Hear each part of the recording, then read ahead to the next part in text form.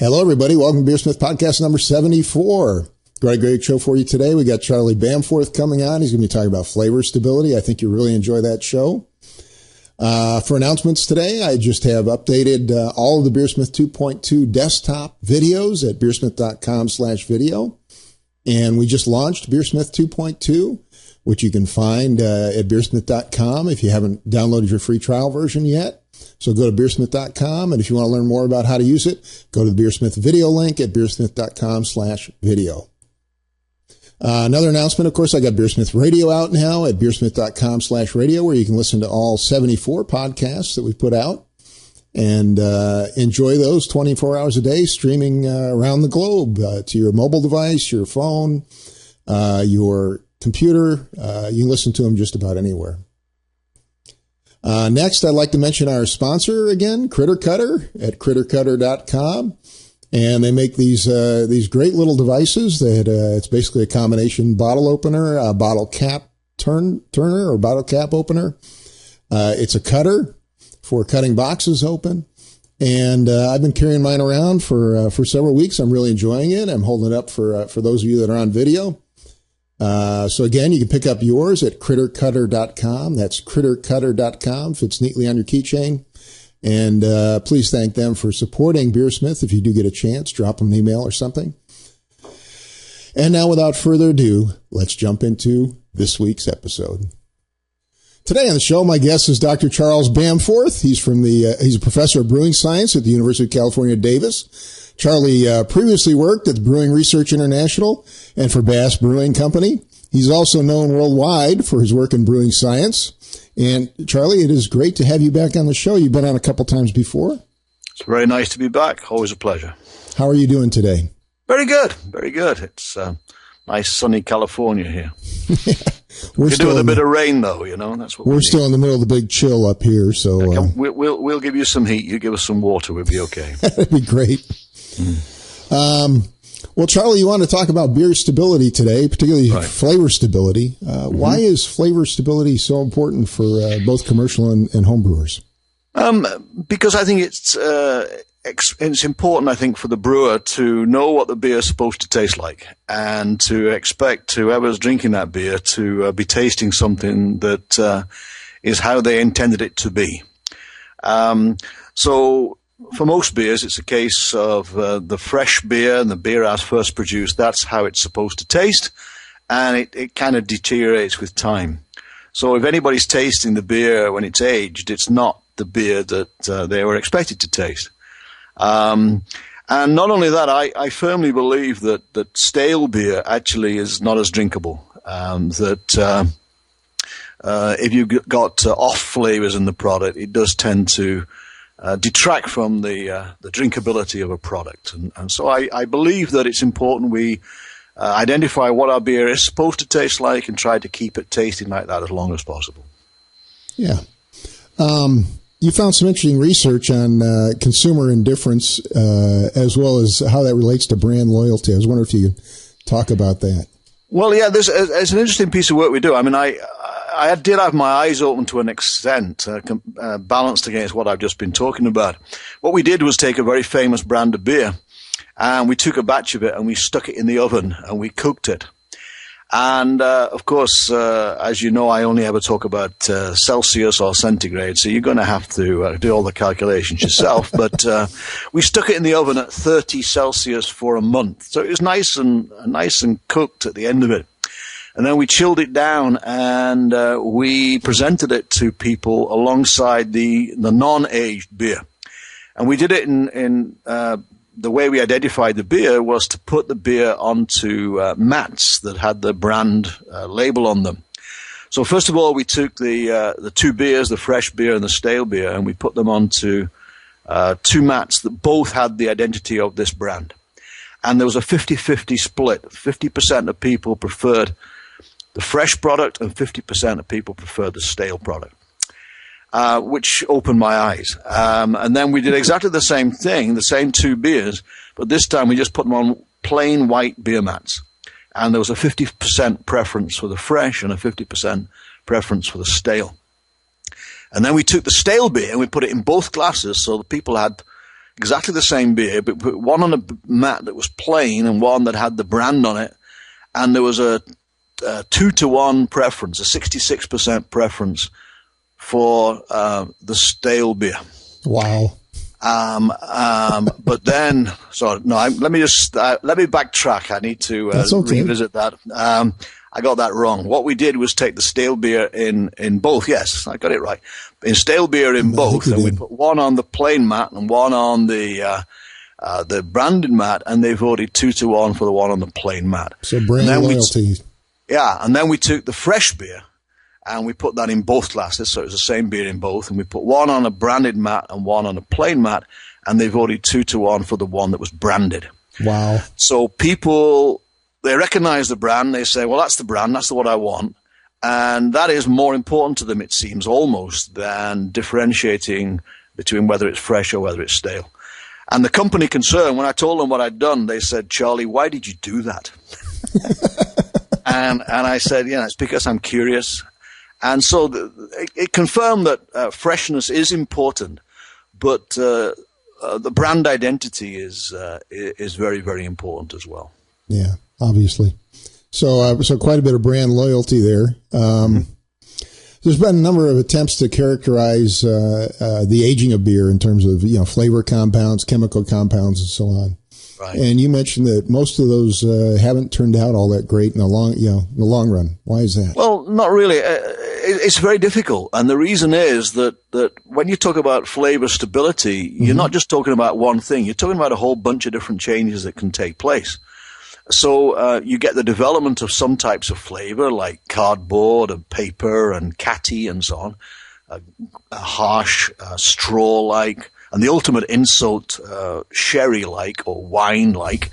But you also can have the loss of certain flavors, loss of hop character, or a loss of bitterness. And so the changes are very, very complicated.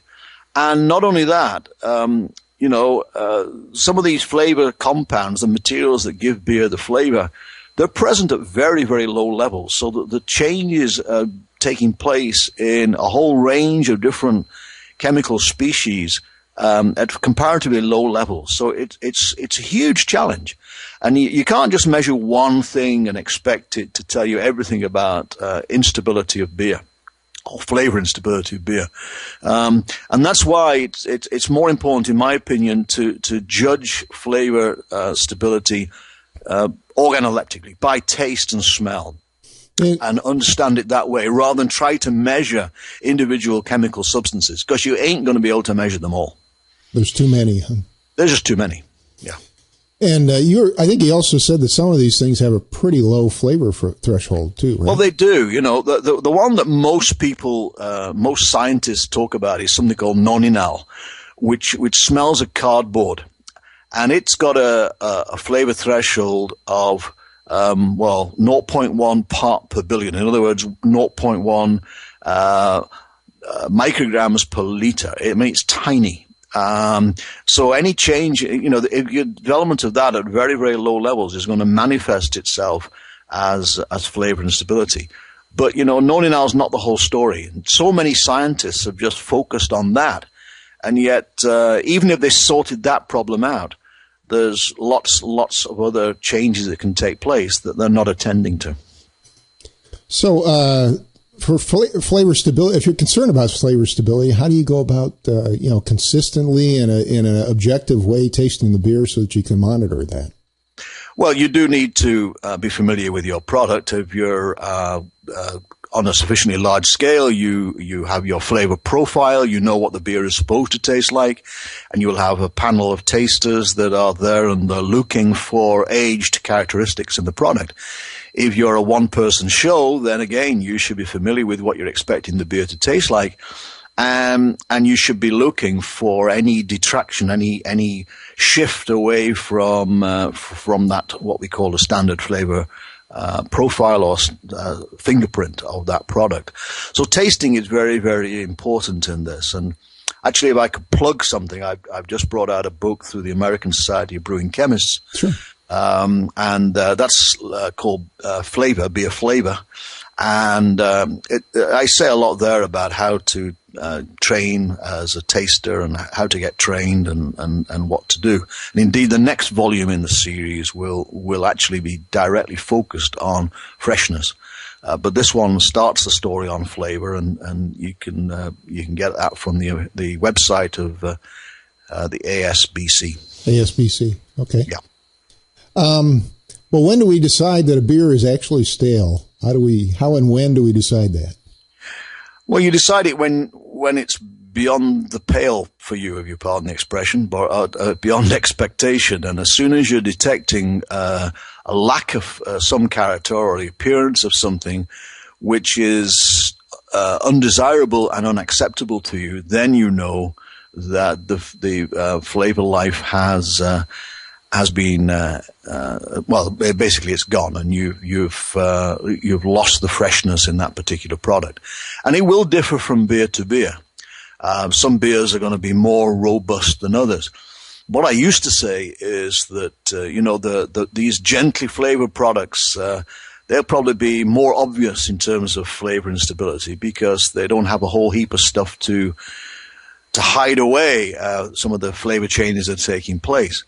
But conversations with some very good friends who commercially produce some of the pale ales, for example, or the India pale ales, they're very concerned about flavor and stability, and they're claiming and they're saying to me that these are some of the least stable beers flavor-wise, and it may be a loss of the hop character or one or two other changes as well. So really, it's a judgment call. It's when you perceive in your product a deviation that you consider to be unacceptable. So is it a matter of detecting the first deviation, or is it a matter of how intense the deviation is? Well, in my opinion, it's the time taken to the appearance of unwanted character or the disappearance of a desirable character. A lot of the work, if you look at flavor instability in the literature, so many people, and present company included, over the years, have looked at the intensity of some of these aged characters. But while that is important, what you're doing when you're talking about the stability of something, you're saying, well, how long does it take until it becomes unacceptable? So if you're talking about turbidity in a product, you're saying, well, how long will it survive before we start to see a haze or turbidity appearing? And it's measured in terms of time. And the same thing should apply to flavor stability. It should be, well, how long will this beer last before I detect an undesirable characteristic in it? So although the intensity of that undesirable note is important, it's actually the time taken or the actual number of weeks or months that the product will survive before it is identified as being unacceptable. I know it varies tremendously, but how, on average, or maybe for a typical beer, what are we looking at for shelf life for a commercial product? Well, I'm not sure there's such a thing as a typical. It's probably not an average beer, but yeah. Yeah. What kind of numbers are you seeing? Well, I know you've been working with a lot of people in the industry. Yeah, of course. There is a certain beer in the marketplace that has on it a born-on date. Right. And there is a born-on date there, and what it will say underneath that born-on date on most of the brands from that particular company is best consumed within 110 days. And so that is really the mark of flavor stability. So that's 110 days at sort of ambient temperature. Now, of course, ambient temperature depends on where you are and what you're doing, but in a room, if you forgive me for using Celsius again or centigrade, we're talking 20 degrees Celsius. So really, for that particular beer, and most people will recognize what I'm talking about. Yeah. And there is an eagle involved. So it's 20 degrees Celsius and 110 days. And there was a guy called Arrhenius, who was a very famous chemist, and he showed that if you increase the temperature of a chemical reaction by 10 degrees Celsius, reactions will go either between 2 and 3 times faster. Wow. So if you're at 30 degrees Celsius, let's have a factor of 3, then we're talking about 30 days or a month or so. And if you remember, I said that in that experiment we did, we actually aged our beer at 30 degrees Celsius for a month. So that's the equivalent for that particular beer of 100 and 110 days at 20 degrees Celsius. If you're at 40 degrees Celsius, which is not impossible here in Davis, California, in my garage in the middle of summer, then we're talking a few days for significant age character. So you don't want to store your beer in your garage then? No, that's not. No, absolutely right. Do not do that. Not my garage anyway. But if you go the other way and you go to 10 degrees Celsius, now using a factor of 3, we're up at over 300 days, And if you're in a refrigerator at 4 degrees Celsius, it really has got a long shelf life. So temperature is absolutely critical. So when you talk about, well, how long will a beer last? It really does depend upon the temperature at which you're storing the product. And this is why one of the most significant things that anybody can do to maximize the shelf life of their product is to store it cold. Mm-hmm. Well, what are some of the other things that commercial brewers have tried to enhance flavor stability? In addition to obviously cold storing. Yeah, and of course, cold storage is extremely expensive. Yeah, but it's still people like Sierra Nevada. They ship their beer refrigerated. Mm-hmm. Dan Gordon of Gordon Beer ships the beer refrigerated because they know that it buys a lot of shelf life. All brewers, of course, all commercial brewers know that it's important to have the oxygen level in the finished package as low as possible. Right. So basically, as low as you can get it. 25 years ago, people like me would stand up and say, well, if you can get down to 0.3 part per million, 0.3 milligrams per liter, then that's really good. Nowadays, that's far too high. 0.1 is the very least you should be going to, and so the lower the oxygen level, the better. The other thing that's very important in the final product is the level of some of the metals, iron and copper in particular. Mm-hmm. So whatever you can do to have as little iron and copper as possible in the finished product, the better. So iron creeps in from certain filter aids, and for example, and so you have to be careful with that. The other thing that brewers could do, and they prefer not to do, is to use sulfur dioxide or metabisulfite. Used in wines, isn't it? Commonly it is. In wines, it is. And if you've got more than 10 milligrams per liter or 10 parts per million of SO2, sulfur dioxide, in your product, you have to put it on the label. Wow. So you can't find a wine in this country that doesn't say contains sulfites on the label. Mm-hmm. But I defy you to find a beer that does contain the words contains sulfites. But they're reluctant to do it. But actually, it does buy shelf life. And if you use SO2, it will trap the stale character. And indeed, if you take stale beer, just as an experiment, without trying to sell it, you take stale beer, you can actually clean it up by adding sulfur dioxide. Really? Oh yeah. You can also clean it up by flowing it through some nice fresh yeast. Yeast loves the stale character and gets rid of it. So SO2, some of my friends in the industry say, we don't want to go above 10, but we know that if we get to, say, 6 or 7 parts per million sulfur dioxide, it's better for shelf life than having 3 or 4. Mm-hmm. So the higher you can go without going over 10, the better it is in terms of flavor life.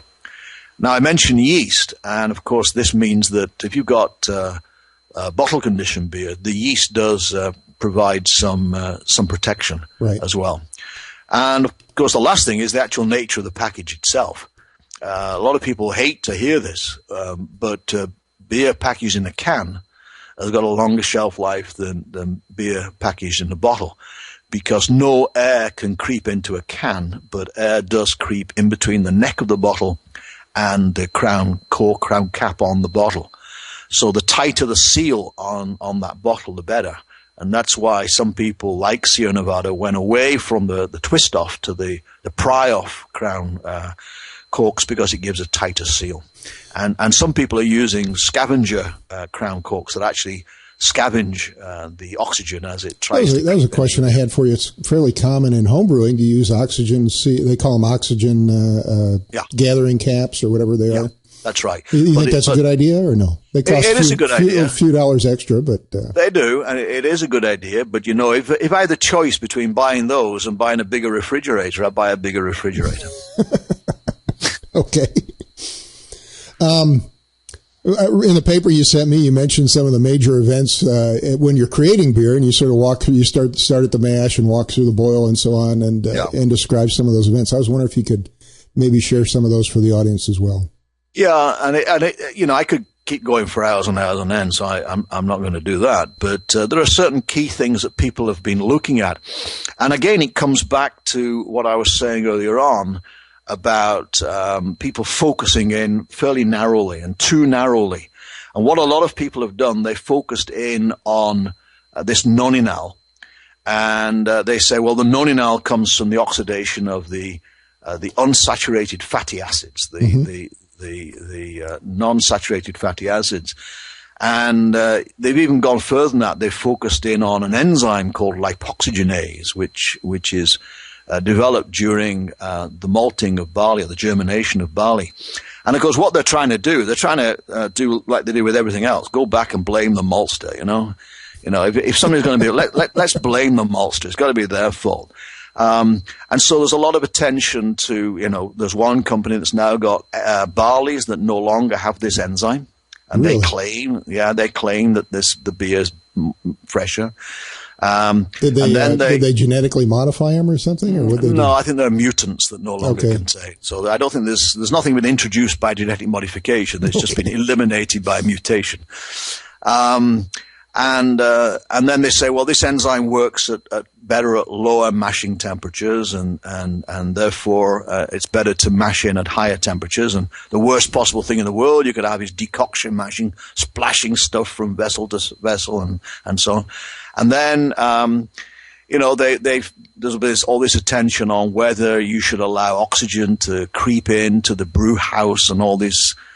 I hate the letters HSA, hot side aeration, and all this stuff, and how you should minimize oxygen. I've got pictures of people trying to go into a brewery with an oxygen tank on their back, you know, and it's anaerobic this and deaerating the water and purging the grist and so on and so forth. And so can you talk about that for a minute? Because that's a common thing we hear about is a lot of homebrewers talk about hot side aeration. Yeah, it's grossly overkill. I mean, it's nonsense. Well, I remember just, I'll just deflect from what I was saying earlier and I'll go back to it. But I was speaking in Milwaukee years ago at a Master Brewers meeting, and the title was something like Critical Control Point Analysis of Freshness or Flavor Stability. And I stood up and I said, keep it cold and keep the oxygen out of the beer. Are there any questions? And, and people were mortified, and one guy stood up and he said, what do you say to all the people who've invested in these brew houses that minimize oxygen uptake? I said, well, have you invested in refrigerated distribution for the beer? And have you invested in the packaging line, which gives you the lowest possible oxygen level? Because if you haven't done that first, the rest of it is just dumb and overkill. So, if you compare the relative magnitude of the effect of temperature on the finished beer and compare that with the magnitude of the impact of oxygen uptake in the brew house, there is no comparison. Keeping the beer cold is going to have a vastly, vastly, vastly bigger impact. Mm-hmm. So I'm not saying that there's absolutely no impact of minimizing oxygen in the brew house, but compared with what's happening downstream, it is substantially less significant. So hot side aeration is not a major concern in your no. If you minimize absolutely the amount of oxygen picked up in a brew house and didn't pay attention to what's downstream, you would see no effect whatsoever. Right. If you have attended to everything downstream, then you may see a relatively small impact from minimizing oxygen uptake in the brew house. It's that way around, So with flavor stability, you start at the end and work back. That's the way to do it. And just going back to what I was saying earlier on, the reason particularly I say that is all of this is happening before the fermentation. And fermentation, the yeast just loves to mop up all this stale stuff, And all the oxygen, too. Yeah. So it's a tremendous, and it makes some SO2 as well for good measure. So yeast is a great friend of the brewer when it comes to freshness.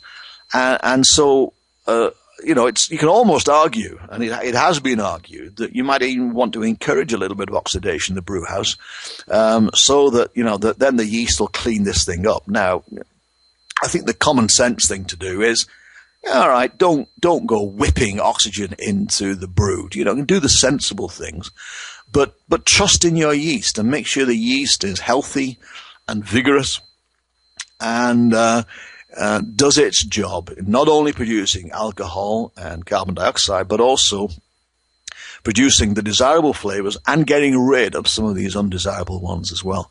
Now, once you've eliminated the yeast, once you've removed the yeast, then downstream of that, absolutely, you want to be minimizing oxygen pickup. Well, a lot of us aerate beer. Aerate the wort, after it's been cooled right before you pitch.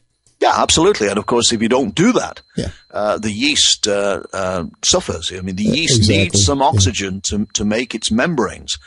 When I was with Bass years ago, we did a lot of trials. Actually, instead of putting the oxygen into the wort,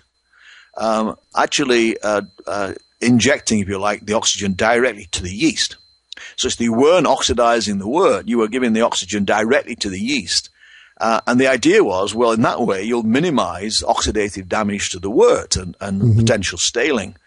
In the long run, it didn't have a big impact at all on freshness. It certainly was just the logical way to actually provide the yeast with its oxygen.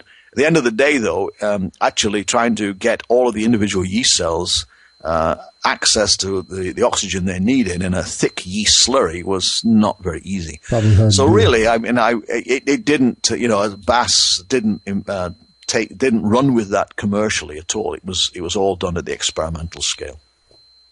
Well, let's see. We talked a little bit about maltsters. We talked a little bit about fermentation and bottling. What about the mash and the boil? Well, as I say, in the mash, to my mind, the logical thing to do is not to encourage oxygen uptake.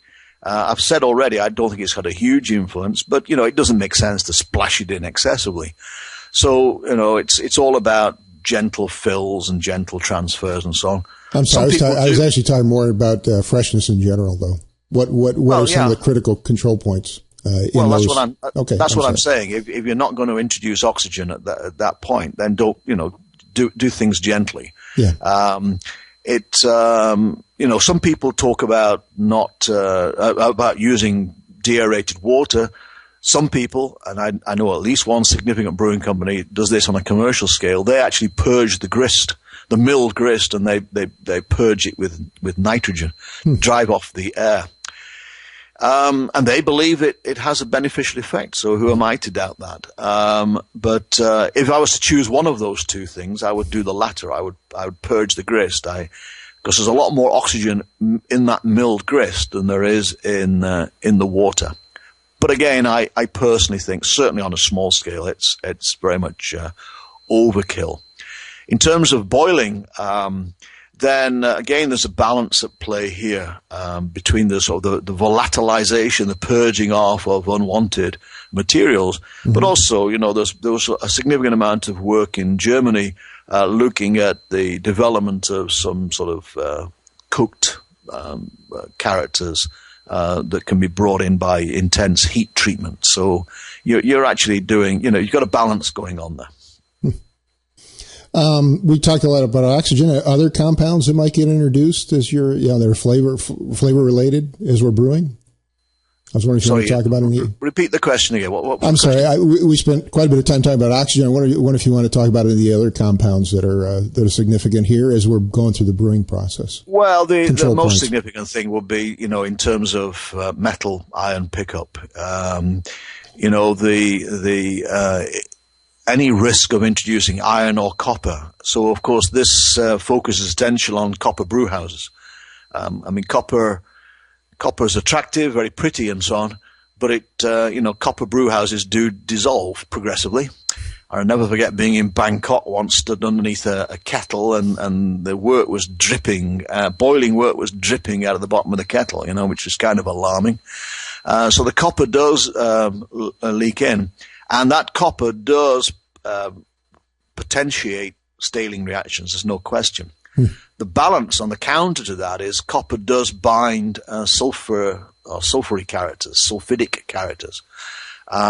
So if you've got a risk of hydrogen sulfide, eggy flavors, then copper will bind those. Indeed, some brewers and a lot of winemakers actually add copper downstream to bind hydrogen sulfide. Bit of a risky thing to do, though. When I was a QA manager of a brewery in the north of England, this guy brought in a bottle of beer, a glass of beer once, and it was bright blue.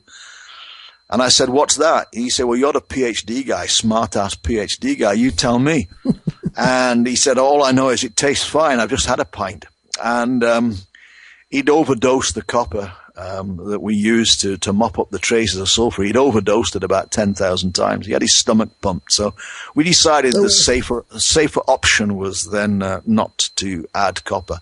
And certainly it's not good for freshness, not good for flavor stability. I wanted to go through, I wonder what advice you have for homebrewers as far as freshness and stability, trying to promote it. Well, say again that, the number one thing I would do is invest in sufficient cooler capacity for storing your product. In terms of, and then, going back from that, I would be going into how your packaging, assuming you put it into bottles, then making sure you're doing whatever you can to minimize the amount of air that's in that bottle, at the very least, tapping those bottles, fobbing them up before you actually applying the crown corks. A nice firm seal on the crown corks. I'm not sure I would personally play with SO2 or anything like that. It's compared with the oxygen and the temperature. Those are the two biggest things downstream in the finished product. But as regards sweating the small stuff over trying to minimize air uptake in the wort production and so on, I wouldn't waste my time and effort on that. And finally, there's actually some styles, obviously, that benefit from long periods of aging. I was wondering if you could maybe just talk for a few minutes about those. Well, that's right. And really what we're talking about now are some of the more alcoholic products. So if you've got things like barley wines, then what we've got now are reactions taking place and changes taking place that are similar to those you get in wine that is aging. So people talk about the benefits of storing certain types of wine and interesting flavor developments that are taking place. The same things can apply for beer as well. Up at Chico, they'll do vertical tastings of the Bigfoot, so they'll compare Bigfoot as packaged in 2013 with 2012, 2011, and demonstrating some of the changes that can take place. And some of these are certainly interesting. You could almost say that could apply to any beer. Perhaps we're not very smart in the brewing industry. Perhaps people like me have done the industry a disservice by talking about flavor instability. Perhaps we should be saying, well, come round to my place. I got a 1959 Coors Original, and come and savor this. And if we were winemakers, we'd probably say, well, can you detect the subtle feline character and the sort of the soup sound of damp parchment or papyrus flavor? But we don't. We talk about cat piss and cardboard, and so perhaps the whole position that we have should perhaps change. But I come again to the fact that if you've got a beer that is overtly cardboard-like, it really does detract, in my opinion, from drinkability. Absolutely. Now, having said that, there's a lot of stale beer out there, much of it imported into this country. And a lot of people are drinking this stuff and they're saying, well, this is great. This is a little bit of, Germany or a little bit of Holland or a little bit of UK or something. And to the people who know what that beer tastes like in the home country, it tastes nothing like it. But that's what they're drinking, and that's what they're expecting. I remember in the brewery I was a QA manager of, we had a beer, and the same brand was brewed in several other breweries in the group. And ours was a very poor match for them. Ours stood out as being different. And we came under great criticism from Bass, and they said, "You got to clean it up." So we cleaned it up. And they were delighted. The headquarters people were delighted. But our customers started sending the beer back. They say, "What have you done to the beer? What have you done to it?" So it's a really complex thing. There's no hard and fast rule about this. I even heard one person stand up and say once, we ought to cook the beer in the brewery, make it as stale as possible on the basis it's never getting any worse than that. Who's to say what is right and wrong? And some people will have an aged beer and they'll say, "Okay, well, that's kind of interesting. It's got a bit more flavor than the stuff before it was aged." So it's complex. And you have to decide what philosophically you want. So I know full well that some of the very big guys, but also companies like Sierra Nevada and Russian River and so on, they're very keen to have the beer fresh, and they're very keen to ensure that the product, as perceived by the customer, is how they intend it to be. And this is one of the main driving forces for Ken Grossman building his brewery in North Carolina. One is the fact that it just doesn't make sense to ship a product thousands and thousands of miles, but also he wants the beer on the East Coast to be as fresh as the beer on the West Coast. One thing we didn't talk much about is actually serving. And I think it was an episode ago, or maybe it was 2 episodes ago, you talked about DMS and dirty beer tap lines and dirty beer taps and how awful that can be for beer too. Well, more so diacetyl than DMS and the bacteria producing that. Yeah. Well, absolutely. So beer, freshness is very much about looking after the product downstream. I've already talked about refrigerated storage and transportation, but also the whole issue of logistics. I can remember going into a restaurant and buying, purchasing a beer that did have the age on it, and it was way out of date. And obviously what they've been doing in that restaurant is they have this beer, they take it, they serve it from the front of the shelf, and then when the next batch comes in, they put it back in front of that. So the stuff sitting there at the back that is just not moving. And so the whole issue of logistics, rotation of the product, if you're buying beer, only buying enough that you can sensibly stock into your cold storage, not buying an excess of it. My mother, she used to buy, bulk beer, because it was good and cheap, and I said, "Mother, don't do that, because it's going to deteriorate with time." So the logistics, and certainly on draft, in terms of hygiene and cleanliness and so on. So I say again, flavor instability is not only about paper, cardboard flavor. It's a lot more besides. Well, I had one more question for you. I thought off the top of my head, but I wonder if you could talk about some of the Belgian beers. Because some of those, you get into like lambics and some of those things. Some of those, the stale flavors are important, actually. Yeah, of course. And how do you know what it's supposed to taste like anyway? Yeah. And again, there are certain beers that are pretty much a movable feast. They really are. And to an extent, this plays against what I was saying on about some beers that, with time, as they age, different things happen to them. And so that applies. I think I've alluded to it. It applies to any beer. And if you want to tell stories about it, any beer you like, you can say, well, okay, this is now 6 months old, and can you detect this character? And this is now 9 months old, and now can you get that sort of, papyrus note? So with the Belgians, there's tremendous complexity. in some of these beers, the wild beers and so on. Mm-hmm. And we've done a lot of work on those, not so much from the flavor perspective, but actually looking at the different organisms, the bacteria and the fungi and so on as they emerge at different points. And of course, they're all making a contribution to flavor.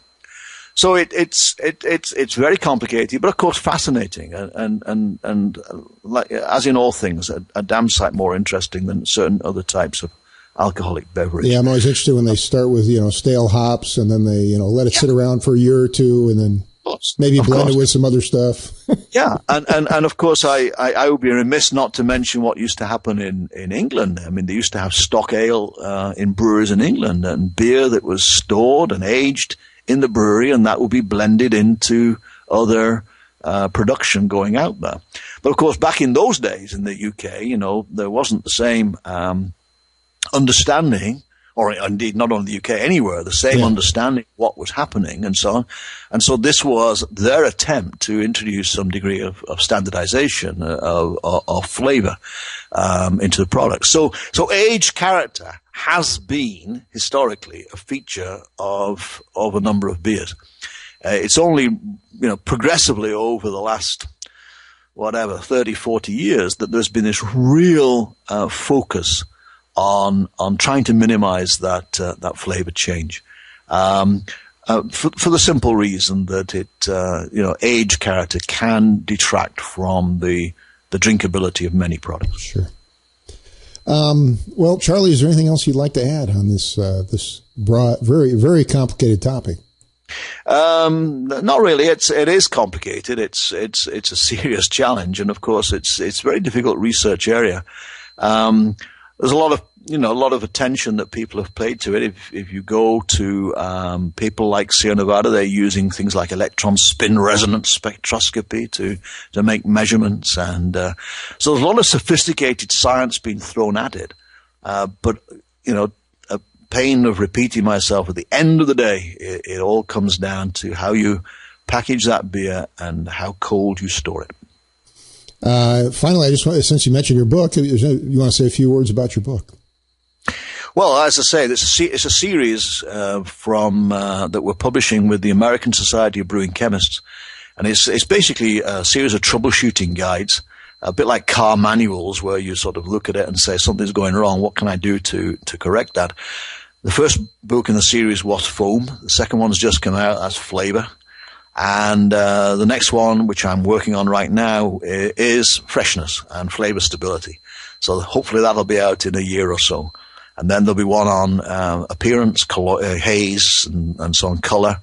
And then one on safety and wholesomeness, what's good and what's bad. And the last one is generally about principles of quality and setting up a quality operation and so on. So 6 books. Each one is dedicated to a grandchild. So I've got 3 so far. The 4th is due any day. But none of my kids have yet promised that there'll be a 5th and a 6th. So I'm going to have to start naming them in other ways. I don't have a dog or a cat, so I don't know. That's fantastic. Okay. Well, Charlie, thank you again for being on the show. Really appreciate you being here. Always a pleasure. It's always fantastic to have my good friend, Dr. Charlie Bamforth here, Professor of Brewing Science from the University of California at Davis. He's worked for Brewing Research International and Bass Brewing, and he's certainly known worldwide. Thank you, Charlie. Thank you. Well, thank you to Charlie Bamforth for appearing on this show. Always great to have him as a guest. I think this is probably about a 4th time he's been on the show. Really appreciate him being here. I'd like to mention again, BeerSmith 2.2 is out at BeerSmith.com, as well as our new videos, our BeerSmith radio show at BeerSmith.com/radio. And again, I'd like to thank our new sponsor, Critter Cutter at CritterCutter.com. If you get a chance, drop them a note. Let them know you appreciate them supporting BeerSmith. I'd like to thank you for listening, and I hope you have a great brewing week.